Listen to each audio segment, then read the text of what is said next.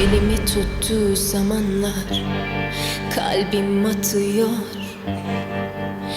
Deli koyamam yerine kimseyi. तुम्हें hospital से निकलवा दूंगी, उसके दरवाजे से दाखिल भी नहीं हो पाओगे। ना तो मुझे किसी की तनकीद पसंद है, ना धमकियाँ, ना बोहतान। कितना अच्छा मौसम है ना। नई गाड़ी की चाबी तुम्हारे लिए। Thank you. अरे भाई, तुम्हारी खाला तो हर एंगल से खूबसूरत लगती है।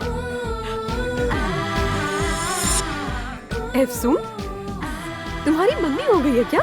वो भी आमिर खान से?